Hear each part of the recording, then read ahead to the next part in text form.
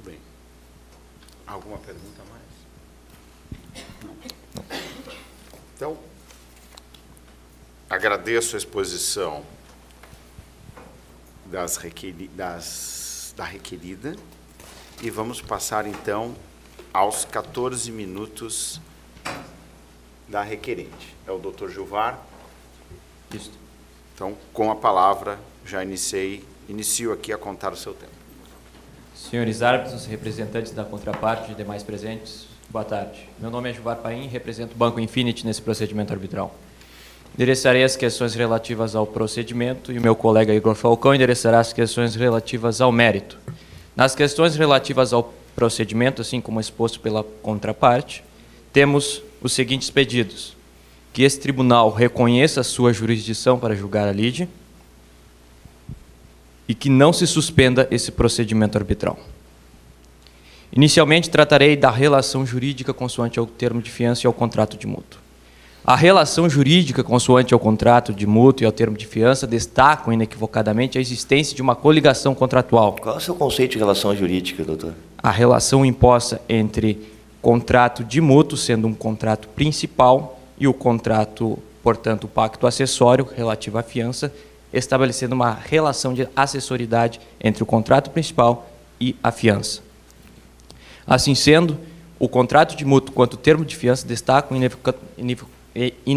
inequivocadamente a existência de uma coligação contratual, de tal modo que torna possível o empréstimo do regime jurídico de um contrato ao outro, ou, em outras palavras, as vicissitudes de um contrato influem sobre outro. Nesses termos, o empréstimo está ligado à fiança por um nexo funcional, qual seja uma garantia pessoal prestada pela sociedade MAIF a fim de possibilitar o financiamento a uma sociedade integrante de um mesmo grupo. Não bastando isso, a fiança está ligada ao contrato de mútuo por meio de uma rede econômica unitária relacionada a uma causa concreta conexa, qual seja a construção de uma nova unidade industrial a fim de expandir os negócios da CF Equipamentos, sendo interesse também da CFPAR e, portanto, também da MAIF, uma vez que assumiu a possibilidade de ter suas vendas potencializadas através da vinculação e fortalecimento da marca FitLeve. Mas o seu cliente... Desculpa. Não, pode ir. Doutor Gilvar, só uma pergunta nesse aspecto. De acordo com o Código Civil, a interpretação da fiança, como mencionado pela outra parte, não tem que ser de uma forma restritiva? Se eu olhar o termo de fiança, eu gostaria que o senhor me mostrasse aqui onde é que está a cláusula compromissória, porque eu não encontrei. O senhor pretende que eu ignore os termos do termo de fiança? Imagine que tem uma cláusula aqui escrita. Como é que o senhor pretende que eu faça? Entendo a pertinência da pergunta, porém, tratando-se de contratos coligados, a interpretação do termo de fiança deve-se ter em mente que a interpretação global das cláusulas acarreta, logicamente, na necessidade de interpretá-la conjuntamente ao contrato de mútuo, uma vez que estão sujeitos a uma única operação econômica. Deste modo, ao interpretar o termo de fiança, não se deve ter somente em mente o negócio objeto do exame exegético, mas também de todos aqueles outros negócios que estão coligados, portanto, há uma coligação contratual em virtude da persecução de uma função comum. Mas, doutor Gilvar, eu não tenho que interpretar quando não está claro, porque se eu olhar o termo de fiança, para mim fica muito claro que na cláusula 6ª foi estabelecida uma cláusula de eleição de foro. O que eu teria que interpretar aqui nesse contrato? Deve-se alcançar, através da interpretação global das cláusulas do termo de fiança, a sua finalidade. Embora o Código Civil houvesse unificado as obrigações, aqui não se trata de um contrato gratuito, trata-se de um contrato interessado, portanto, afastando um contrato benéfico. Portanto, deve-se interpretá-lo conjuntamente ao contrato de mútuo. Não bastando... Mas a questão da finalidade, doutor João, exatamente na questão da finalidade, se o seu cliente, ao final de um contrato, estipula que o foro da comarca de Porto Alegre que vai ser o competente para julgar a questão, como é que eu enxergo outra finalidade para tratar da questão da fiança que eu não consigo entender qual era a finalidade que o seu cliente tinha ao escrever aquela cláusula e assinar embaixo dela? Senhor árbitro, entendo a pertinência da questão, mas é a questão que está se discutindo aqui é que a MAIF teve um papel essencial para a realização do contrato de mútuo. Prestou garantia pessoal, inclusive com renúncia ao benefício de ordem. Peço que os senhores me acompanhem ao caso, na página 10, constante da cláusula 4ª do contrato de mútuo, a seguir, afirma que a mutuária se obriga a apresentar as seguintes garantias ao presente contrato. Fiança a ser prestada por MAIF, suplementos alimentares e sociedade anônima, com renúncia ao benefício de ordem. Portanto, senhores árbitros, ao tratar aqui, ao outorgar garantia pessoal, inclusive com renúncia ao benefício de ordem, destaca inequivocadamente o conhecimento, como bem afirmado pela requerida, mas também o seu consentimento ao prestar a fiança e tendo, portanto, consentimento dos termos contratuais do contrato garantido. Doutor Gilvar, de quando é o seu mandato para atuar no presente caso? O senhor advogava para a empresa em 15 de dezembro de 2017? Para o requerente? Não. 15 de dezembro de 2017, sim. Constante ao contrato de mútuo? Sim. Não. Não, é posterior, então. Posterior. O senhor teria feito essa mesma estrutura se o senhor advogasse na época?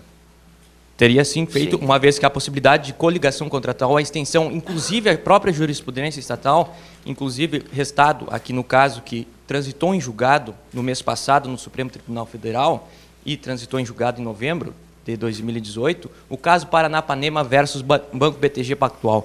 Embora tratasse de mesmas partes, o caso que versava era sobre se haveria a necessidade de consentimento do termo, uma vez que havia cláusula de foro no contrato acessório e cláusula compromissória no contrato principal. Entendi. O senhor leu o precedente do STF, já que o senhor citou aqui a Suprema Corte, a sentença estrangeira contestada 5206, dígito 7, que declarou a constitucionalidade da arbitragem? Sobre a constitucional arbitragem. Sim, o senhor leu esse caso? Sim. No voto do ministro Nelson Jobim, qual era o princípio que ele levantou que determinava justamente a constitucionalidade? A questão de consentimento, portanto, a afastação ao poder da autonomia privada, ou da autonomia das partes. O senhor está simplesmente desconsiderando esse princípio no presente caso. Como é que o senhor consegue dormir? Senhor árbitro, esse é o princípio basilar da arbitragem. Senhor, entendendo a pertinência da pergunta, mas o ministro, relator do caso, julgado... Ele estava equivocado, então. Não está equivocado. Trata-se aqui, portanto, de contratos coligados, havendo a necessidade da interpretação global a fim de atingir a finalidade. Deve-se relativizar o princípio da autonomia privada, esse é o seu argumento. Não se está relativando, no caso, o princípio da autonomia privada, uma vez que, ao prestar garantia pessoal, inclusive com renúncia do benefício de ordem, dentro de um contexto de contratos coligados, inclusive de grupo de sociedades de fato, como se verá mais adiante, indica que consentiu, sim, dos termos do contrato, garantido, inclusive, aquele em que constou cláusula compromissória. Não bastando isso, existe um grupo de sociedade de fato, uma vez que a sociedade controladora CFPAR possui demais sociedades controladas, no caso a sociedade MAIF, inclusive tendo uma direção una e controle comum. Portanto, nas palavras do professor Tavares Guerreiro, sempre que se trata de fins comuns ao grupo, a cláusula deve ser estendida. Portanto, estamos tratando aqui de uma causa de coligação contratual, tendo grupo societário de fato e mais, havendo renúncia ao benefício de ordem, prestando uma garantia pessoal. Inclusive, é essa a dissertação defendida por Ciro Rangel Azevedo, orientada pelo professor Dr. Giovanni Torinani, ao afirmar que, ao prestar a garantia pessoal, no caso, não foi citado a renúncia do benefício de ordem, o que potencializa a incidência do estudo no caso, portanto, tratando-se também com renúncia ao benefício de ordem, sinaliza o conhecimento e o consentimento do contrato, dos termos do contrato garantido. Então, é muito bonita a sua argumentação, parabéns, inclusive, pelo seu pleito, mas me causa estranheza, levantando aqui o ponto da doutora Giovana, que, a partir de toda essa coligação contratual, o termo de arbitragem, a não ser que eu faça uma interpretação bastante criativa aqui, ele elege, sim, o foro da comarca de Porto Alegre, né? Cláusula 6ª, eu estou enganado. Perfeitamente, senhora. Ok. E justamente no mesmo dia, talvez algumas horas antes, a parte, no item 4.1, estabelece que renuncia ao benefício de ordem aqui no contrato de mútuo. Ou seja, são dois instrumentos, sim, complementares, porém com obrigações distintas. Poder judiciário de um lado, cláusula compromissória de outro. Como é que o senhor explica isso, doutor? Senhor, entendo a pertinência do questionamento, mas o que se trata aqui é que a eleição, a presença de cláusula de eleição de foro não afasta por si só a incidência da cláusula compromissória. O que afastaria, então, doutor? Senhor árbitro, o fato de haver uma cláusula de eleição de foro é uma via alternativa e não constituindo via principal para dirimir os conflitos relativos, aqui eu digo, do objeto decorrente do contrato de mútuo. O senhor acredita no direito alternativo, então? Acredito que existe. As partes, no pleno exercício de sua autonomia, determinam a arbitragem para dirimir conflitos por via principal, tendo, por exemplo, a cláusula de eleição de foro a fim de dirimir conflitos que, por lei, não são oponíveis ao tribunal arbitral, tratando-se, por exemplo, de casos de tutelas emergenciais ou, então, em casos de execuções, uma vez que aqui se trata somente de um processo de conhecimento. Mas, doutor Gilvar, para que questões, então, seria aplicável essa cláusula de eleição de foro de Porto Alegre? Para questões tratando-se de execuções, por exemplo, trata-se aqui da funcionalidade da territorialidade. O objeto que decorrente desse litígio parte do contrato de mútuo, que foi estipulado que toda e qualquer controvérsia relacionada ao contrato de mútuo seria resolvido por via da arbitragem. Se os senhores puderem me acompanhar na página 28 do caso, quanto à instauração do requerimento de instauração da arbitragem, consta, no ponto 6, a linha B, que seja declarado o vencimento do contrato de mútuo, sendo apurado o preciso valor devido. Portanto, senhores árbitros, o fato é que o objeto decorrente desse litígio está abrangido pelo contrato de mútuo. Portanto, todas as questões relacionadas ao contrato de mútuo devem sim ser dirimidas por esta via arbitral. Só uma dúvida, doutor Gilvar. E por que a arbitragem ela foi instaurada contra o fiador? Por que não em relação ao devedor principal, que não, até onde me consta, não está em recuperação judicial? Estamos utilizando nesse tribunal arbitral a prerrogativa, uma vez que a parte requerida renunciou ao benefício de ordem, tendo-se, inclusive no caso, constando que todas as empresas do grupo estão tendo dificuldades financeiras. Portanto, a manutenção das garantias está, sim, se discutindo nessa questão. Entendi, mas se a sua preocupação é com as garantias financeiras, né, imagino que seja de assegurar o seu crédito, por que o senhor não pediu para que o tribunal emitisse uma carta arbitral para fazer a reserva do seu crédito junto ao Poder Judiciário, se essa é a sua preocupação? Senhores árbitros, no caso, discutimos aqui a exigibilidade também desse crédito. Portanto, escolhemos... Mas um crédito ainda que líquido poderia ser feita a reserva? Mas há controvérsias quanto à exigibilidade do crédito, tendo escolhido o tribunal arbitral, uma vez ser tido como especializado e a resolução da lide ser de forma célere. Portanto, passo agora ao segundo ponto, quanto à não suspensão desse procedimento arbitral. Senhores árbitros, não cabe a suspensão desse procedimento arbitral em razão do artigo 6º da Lei de Recuperação em Falências, uma vez que esse tribunal arbitral não tem capacidade ou não teria condão para... Capacidade. Não teria condão, reforma a palavra, a expressão, condão de constringir o patrimônio da recuperanda. E isso, inclusive, foi suscitado em conflito de competência no Superior Tribunal de Justiça, em que restou consignado que não há no tribunal arbitral, tratando-se, portanto, de um procedimento de conhecimento, uma ação de conhecimento, objetivo de constringir o patrimônio da recuperanda, uma vez que só haverá constrição do patrimônio da recuperanda mediante a anuência do juízo da recuperação em que se processa a recuperação judicial. Doutor Gilvar, o senhor conhece o precedente do caso da Oi? Desconheço no presente momento. Mas conhece na vida, mas no presente momento o senhor desconhece, é isso? Desconheço o caso da Oi, uma vez que trata-se de questões muito maiores, com maior abrangência, uma vez que trata-se de vias telefônicas, havendo a impossibilidade, por exemplo, de trocar, por exemplo, a vivo, questões de abrangência da Oi. Entendi. É que no caso da Oi, houve um questionamento parecido com o que foi trazido a esse caso. Ou seja, qual é a competência, qual é a possibilidade do tribunal arbitral ele interceder em uma recuperação judicial em andamento. O seu argumento aqui é que o tribunal não tem o condão, ou melhor dizendo, a capacidade, na sua primeira expressão, de constranger, de certa forma, constranger o patrimônio da recuperanda.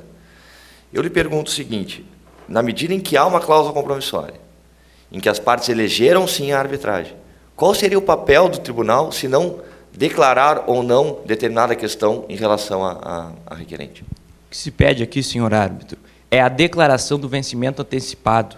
é justamente essa questão que está em lide. Uma vez declarado o vencimento antecipado, constituirá título executivo certo, exigível, líquido, para apenas ser executado no juízo em que se processa a recuperação judicial. Ou então, se for dado como extraconcursal, como é o pedido de mérito, seja, portanto, demandado em qualquer juízo competente. O senhor tem 2 minutos e meio a mais, exatamente como a outra parte teve. Perfeitamente, obrigado. Portanto, senhores árbitros, aqui também não trata a incidência do artigo 5º, inciso 1º da Lei de Recuperação e Falência, uma vez que não se trata de obrigações a título gratuito, portanto, não havendo a necessidade de suspensão desse procedimento arbitral. Adianta algumas questões de méritos nesse caso, porque uma vez não se trata de uma obrigação a título gratuito, estamos no contexto de grupo societário, portanto, há sim ganhos intangíveis através do fortalecimento da marca e vinculação ao mercado consumidor, fazendo com que haja potencialização das suas vendas. Entendi. O termo de fiança ele prevê um valor aqui, então, pelo visto, no seu argumento. Eu não estou conseguindo enxergar qual é a cláusula que estabelece aqui o valor do contrato, já que é oneroso. A onerosidade se reveste, inclusive, aqui no caso, intangivelmente.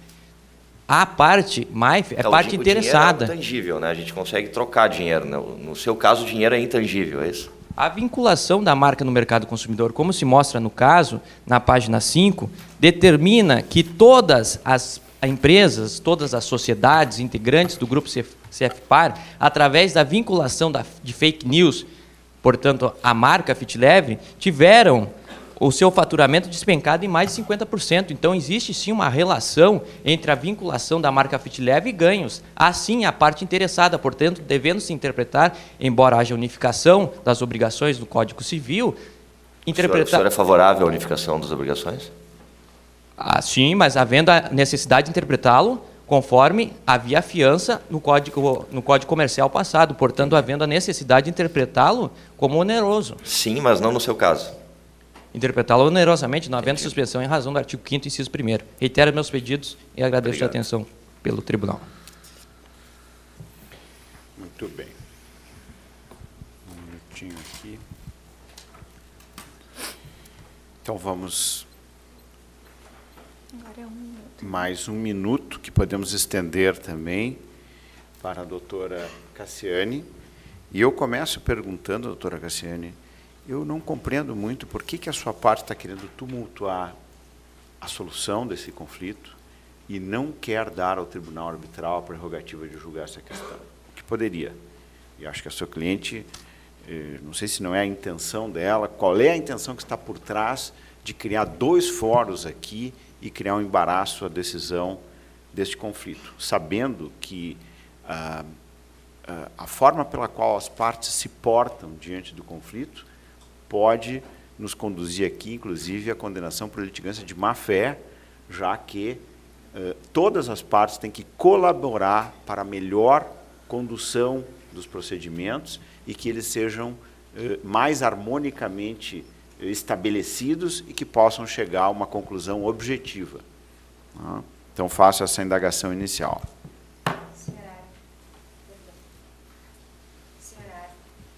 Senhores árbitros, em relação ao seu questionamento, é necessário atentar que o prosseguimento do presente procedimento arbitral em face da requerida, ele já traz prejuízos para a minha cliente.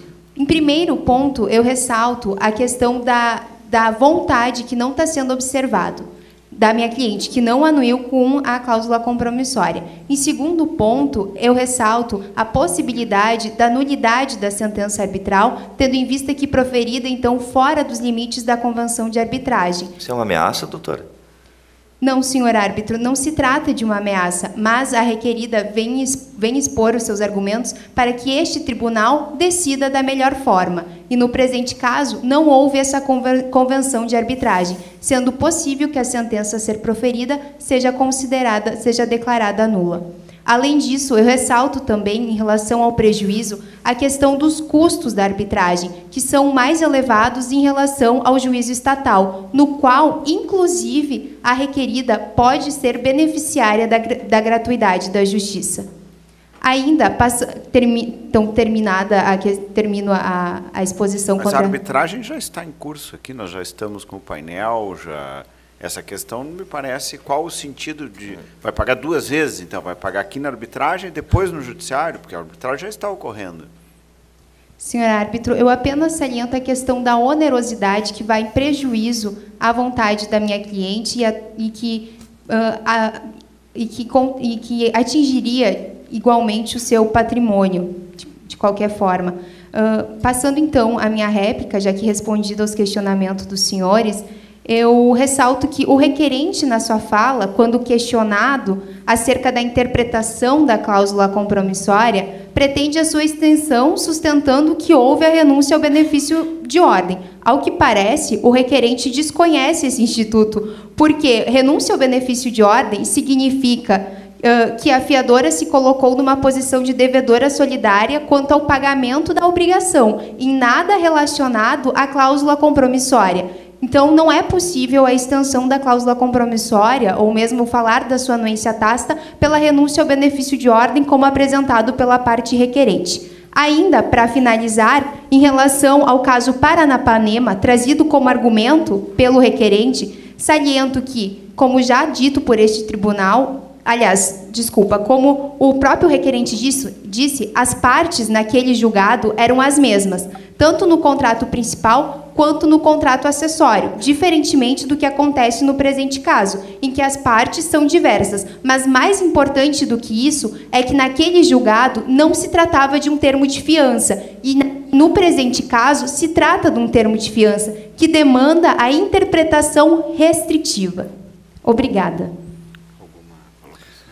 Só um esclarecimento, doutora, partes diversas, porém do mesmo grupo, certo? Certo, a requerida não desconhece a existência de um grupo econômico, mas a questão principal, como salientada em relação ao caso Paranapanema, é que naquele se tratava de um contrato acessório, se tratava de um contrato de swap. E no presente a gente tem um termo de fiança que demanda a interpretação restritiva. O contrato swap também não demanda uma interpretação restritiva na medida em que ele tem troca de obrigações financeiras? O artigo 819, ele é referente ao termo de fiança, pela literalidade do artigo em relação ao termo de fiança, senhor árbitro. Não, sim, mas a senhora mencionou o caso do Paranapanema, dizendo que lá se tratava de swap e não de fiança, e que na fiança há necessidade de se interpretar restritivamente. Eu lhe questiono se na natureza do contrato de swap, por serem obrigações financeiras e a possibilidade de troca de uma obrigação por outra, não há essa mesma necessidade de interpretação restritiva. Que me parece, inclusive, que a regulamentação do Banco Central com relação a isso é quanto à restritividade.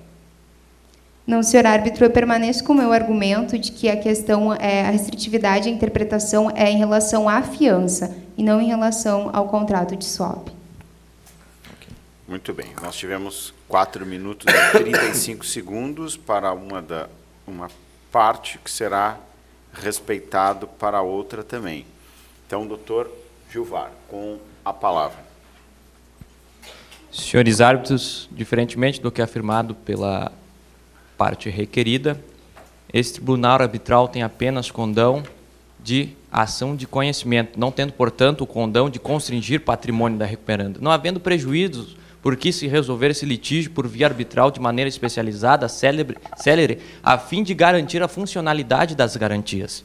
Portanto, senhores árbitros, trata-se aqui sim de determinar que a MAIF está contida na cláusula compromissória, uma vez que, diferente do que é afirmado pela contraparte, existe sim uma renúncia ao benefício de ordem, pondo-se em efeitos como se solidária fosse. Embora trate-se em terminologia de conceitos distintos, os efeitos, por ambas as expressões, tanto solidariedade quanto a renúncia ao benefício de ordem, trata-se em efeitos semelhantes, de modo que é prerrogativa da parte requerente solicitar perante esse tribunal arbitral que seja exigível o crédito da fiadora, portanto, seja classificado também como extraconcursal, havendo também a submissão desse litígio, desse presente litígio, a esse tribunal arbitral. Mas eu não ouvi da sua exposição uma resposta a respeito da questão da iliquidez.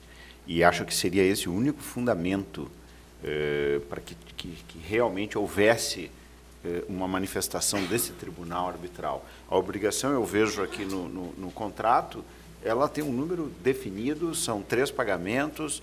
O que há em relação à iliquidez que teria que ser julgado aqui? Senhor árbitro, pela pertinência da pergunta, a parte requerente tem consciência de que esse crédito também está inserido no parágrafo 1º do artigo 6º da Lei de Recuperação e Falências, uma vez que a expressão quantia líquida não demanda somente em questão valorativas, em questão pecuniária, mas também aquela ação que visa excluir, dar outra classificação ou até mesmo retificar o crédito. A discutibilidade desse procedimento arbitral visa desde a existência, desde a exigibilidade até a sua classificação. Isso não podia ser feito no próprio juízo da recuperação, via habilitação, divergência ou impugnação? Busca-se aqui, através de um título executivo judicial, executar através obtendo o título executivo judicial, executar através do juízo estatal. Busca-se, portanto, de maneira célere e especializada, alcançar de maneira mais rápida a obtenção desse título, uma vez que houve notificação das partes e as mesmas entraram em questão de mora. Portanto, havendo, nesse sentido, uma devida, quanto não se mostrando apta ou não se mostrando prazerosa a contribuir ou a aceitar o pagamento. Entendi. Por que o seu cliente não ingressou diretamente com uma execução, doutor? A execução do juízo estatal? A execução do valor. O que se busca aqui é o título executivo, justamente. Mas o contrato de mútuo não tem duas testemunhas e a carta de fiança, o termo de fiança também tem. Não que esse tribunal se submeta ao Código de Processo Civil, mas tratando-se de questões de execução, o artigo 785 afirma que há a possibilidade, sim, de proferir perante juízo a obtenção de um título executivo judicial. Tendo, portanto, um título executivo extrajudicial, nada impede que se obtenha, através da via judicial, um título executivo judicial para que se promova a execução desse título. O senhor tem um amor, então, pelo título executivo judicial, é isso? A fim de que, imperiosamente, seja, sim, resolvida a lide. Entendi. Tá bom. Quanto a demais questionamentos, senhores, trata-se aqui, sim, há consentimento, a parte requerente tem consciência, tem plena, absoluta ciência de que houve consentimento ao prestar a renúncia ao benefício de ordem, garantindo e dispondo, portanto, de todos os seus bens materiais, nas palavras, portanto, do orientado do professor Dr. Giovanni Ettorinani, tratando-se de uma teoria da vinculação das partes não signatárias, tratando-se de questões de grupos societários. Inclusive, o professor Tavares Guerreiro, reitero nesse momento aqui, que tratou, sim, tratando-se de grupo societário, tratando-se de fins comuns ao grupo, deve sim haver a extensão da cláusula compromissória. Obrigado. Obrigado. Não. Então, muito bem. Encerramos a parte relativa ao procedimento e vamos entrar nas questões que dizem respeito ao mérito diretamente. Então, nós vamos começar pela requerente, doutor Igor, então, terá a palavra. De novo, serão 14 minutos e poderemos, eventualmente, conforme as perguntas estender, eu vou lhe informar o tempo estendido, que será também concedido na igual forma, na mesma medida, da doutora Bárbara. Perfeito? Então, o senhor tem a palavra, por favor. Boa tarde, senhores árbitros, representantes da contraparte, demais presentes.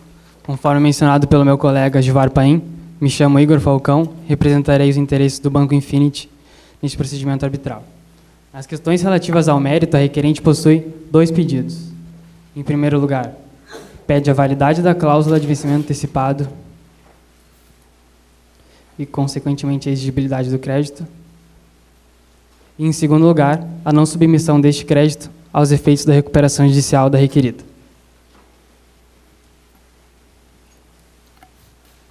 Passa-se agora ao primeiro tópico da exposição.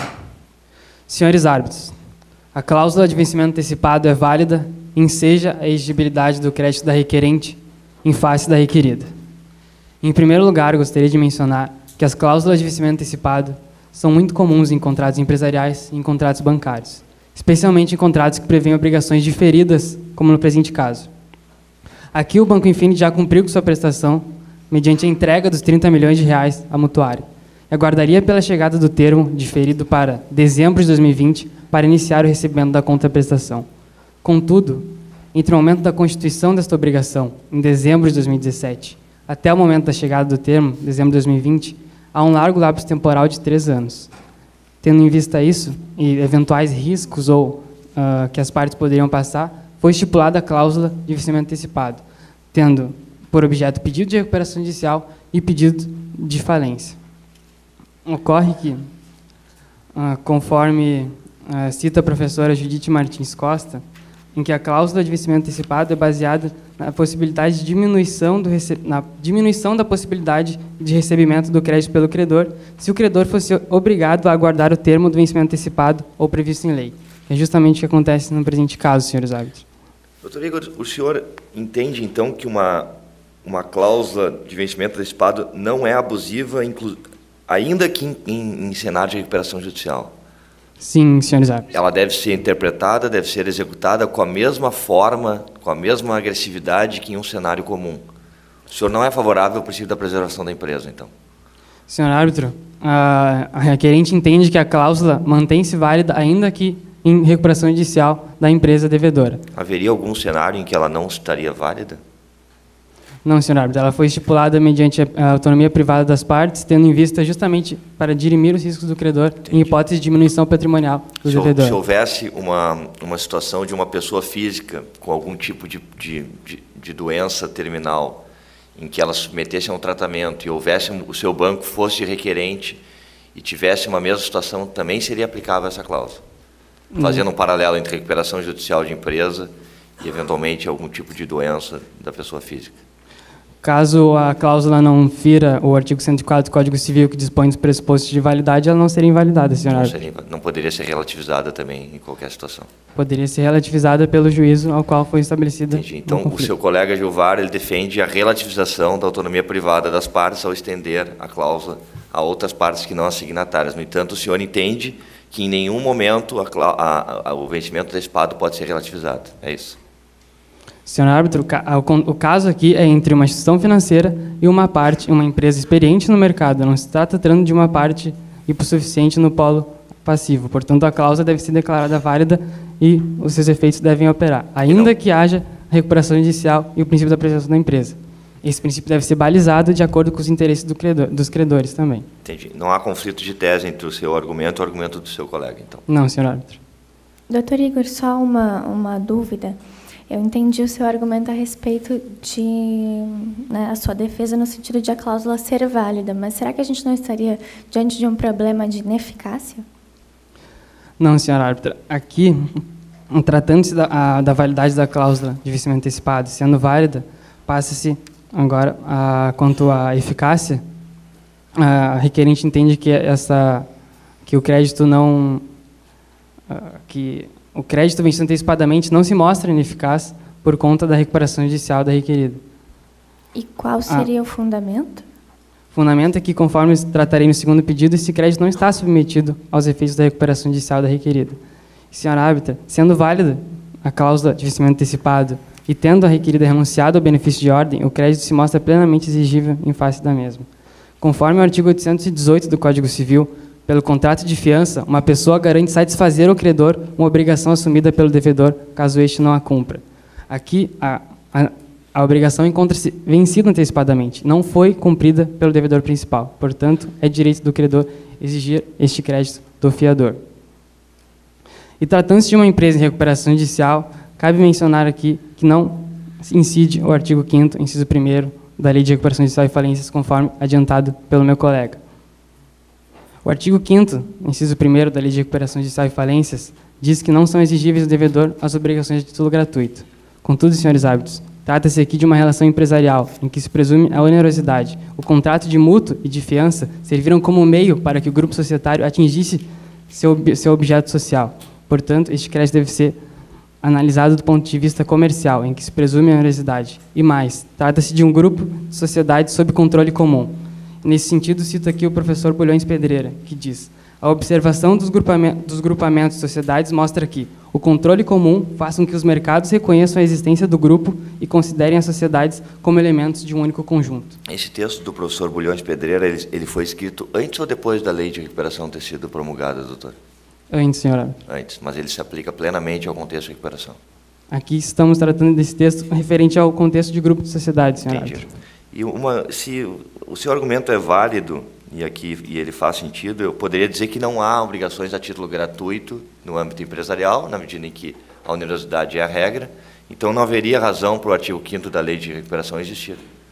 Senhor árbitro, o que eu mencionei na minha fala é que há uma presunção de onerosidade. E agora estou buscando concretizar essa presunção, justamente com a teoria dos grupos societários. Aqui, as partes, tanto a MAIF quanto a CF Equipamentos, estão vinculadas a uma mesma imagem no mercado, conforme consta no próprio jornaleco, em que menciona que notícias impactam o grupo CFPAR, eles são vistos com uma mesma imagem no mercado. Portanto, a expansão empresarial de uma das empresas do grupo que se vincula à mesma marca poderia, sim, trazer benefícios intangíveis à empresa fiadora. Entendi. O senhor concorda que se a empresa tivesse que ir ao mercado para buscar a fiança, essa fiança teria um preço, né? Então, internamente, ela não teve nenhum tipo de pagamento e por isso que ela o fez. Ou seja, por isso que ela buscou uma empresa interna para outorgar a fiança e não foi ao mercado. Isso não é contrário ao seu argumento de gratuidade? Não, senhor árbitro. A empresa que prestou a fiança, a fiadora, tem sim interesse comercial em prestar a garantia para a expansão das atividades do grupo a qual ela pertence. Ok. Assim, senhores árbitros, sendo válida a cláusula de vencimento antecipado, não tendo sido pago pelo devedor principal e tendo a fiadora renunciado ao benefício de ordem, o crédito se mostra plenamente exigível em face da mesma, com base no artigo 818 do Código Civil e no afastamento do artigo 5º, inciso 1º, da Lei de Recuperação Judicial e Falências. Passa-se agora ao segundo tópico da exposição, quanto à não submissão deste crédito aos efeitos da recuperação judicial da requerida. Senhores árbitros, o crédito de 30 milhões de reais da requerente possui duas garantias, quais sejam a fiança prestada pela MAIF e a alienação fiduciária prestada pela empresa CrossFit.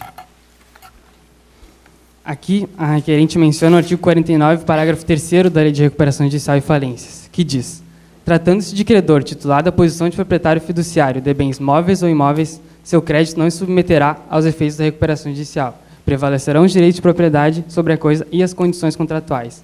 Aqui, senhores árbitros, há um requisito subjetivo no artigo 49, parágrafo 3º, que se refere estritamente ao credor titular da posição de proprietário fiduciário.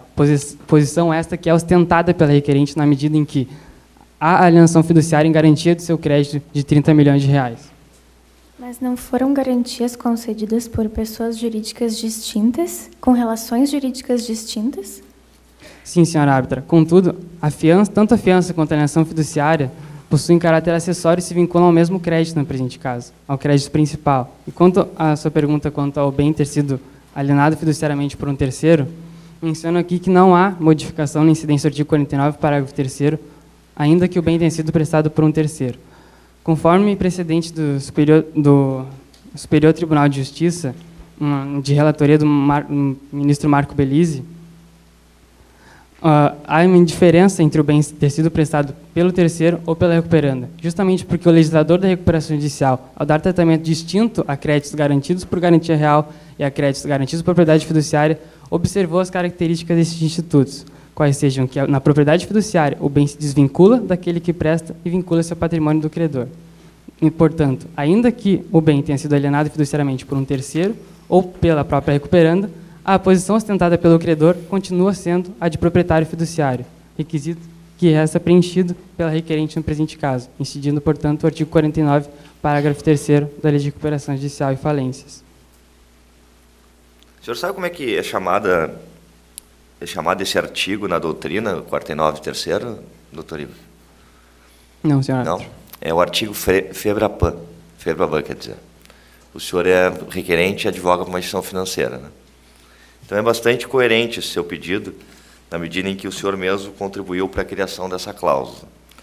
Então eu lhe questiono, por que o legislador não tratou ali, né, de bem próprio ou de terceiro? Por que ele não fez, ele simplesmente silenciou? Não parece óbvio ali que a garantia tem que ter como sujeito passivo o próprio devedor? Senhor árbitro, a interpretação do Superior Tribunal de Justiça é no sentido de que, ainda que não tenha sido mencionado pelo legislador da recuperação judicial e falências, conforme mencionei, a diferença dada entre garantia real e garantia de propriedade fiduciária é a forma certa de se interpretar esse artigo 49, parágrafo 3º, na medida em que o bem se vincula ao credor, na hipótese de alienação fiduciária. E qual foi a garantia prestada pela parte requerida? Poderia reformular, senhora? Mas qual foi a garantia que foi prestada efetivamente pela parte requerida? Foi a fiança. prestado em garantia o crédito de 30 milhões de reais, crédito esse gravado com a eleição fiduciária também dado em garantia.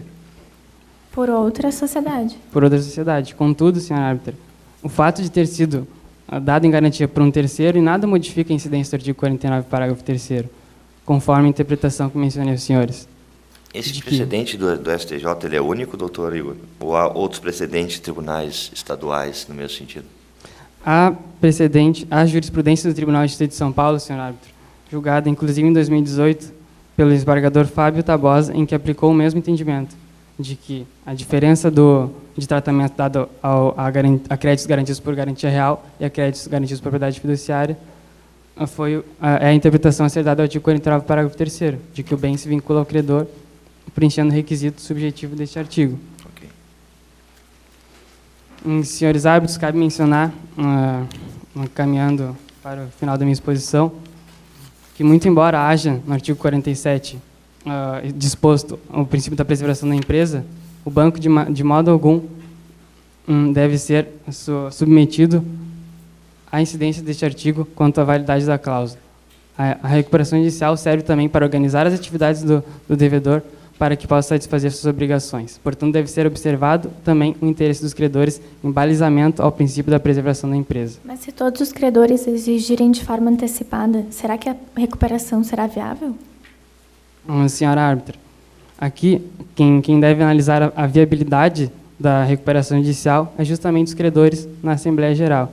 A requerente possui a prerrogativa de exigir esse crédito em decorrência da renúncia ao benefício de ordem e da cláusula de vencimento antecipado que foi colocada no contrato.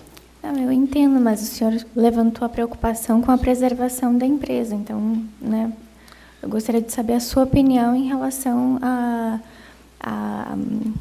à congruência, né, do pedido de vencimento antecipado para exigir agora 30 milhões, né, o pagamento, com a sua preocupação em relação à preservação da empresa. Sim, senhora árbitra, peço 30 segundos para concluir a resposta. A preservação da empresa, de modo algum, deve invalidar a cláusula de vencimento antecipado, uma vez que os interesses dos credores também dizem respeito à recuperação judicial. O Banco Infinity estipulou essa cláusula de vencimento antecipado, foi concordado pelas partes, isso deve ser mantido, em respeito ao princípio da autonomia privada das partes. Doutor Igor, uma última pergunta. O senhor considera que a marca ela é um bem essencial? Não, senhor árbitro, uma vez que a requerida já até mesmo se desvinculou desta marca para operar sobre uma nova, tendo em vista que foi atingida pelas fake news. Então essa marca, na sua visão, não vale absolutamente nada? Tendo visto que o tempo está acabando, mais 30 segundos para responder, senhor. O senhor terá o tempo concedido para responder com tranquilidade a pergunta do árbitro, e aí depois nós vamos dar o mesmo tempo à outra parte. Senhor árbitro, a marca contém, no caso, o único indício que contém no caso de desvalorização da marca é no jornal que consta que a marca foi desvalorizada em 50%. Portanto, ainda resta o valor de 50% da marca. Não há indícios diferentes a isso. Eu quero me cifrar aqui no artigo 49, parágrafo 3º, que o senhor tanto esgrimiu e se valeu dele. Mas, no final desse artigo, fica claro que a propriedade fiduciária, né, é do próprio recuperando. Tanto que, no final do artigo, refere ali que não poderá haver nenhuma retirada de bem do estabelecimento, de bens que sejam essenciais às suas atividades. Então, me parece que é toda uma regulação relativa à recuperação judicial. O que eu, como árbitro, estaria inclinado a interpretar dessa forma. Queria ver a sua posição sobre este ponto final que dá uma ajuda na leitura deste parágrafo 3º. Sim, senhor árbitro. Há uma alternativa quanto à incidência do artigo 49, parágrafo 3º. O bem pode ser prestado pela recuperanda ou por um terceiro. Caso seja prestado pela recuperanda, no momento em que o credor for exercer o seu direito sobre o bem dado em garantia, deve ser observado o final do artigo 49, parágrafo 3º, em que, caso seja bem essencial, não deve ser retirado. Mas onde está essa alternativa aqui? Decorre justamente da interpretação dada de que há um requisito subjetivo aqui, credor titular da posição de proprietário fiduciário. requisito preenchido pela requerente, uma vez que é titular da posição de proprietário fiduciário da marca Fitleve, dada em garantia seu crédito de 30 milhões de reais. Agradeço pela atenção dos senhores. Encerro. Então, nós tivemos 16 minutos e 40 segundos. Esse mesmo tempo, então, será outorgado à doutora Bárbara, por favor, com a palavra.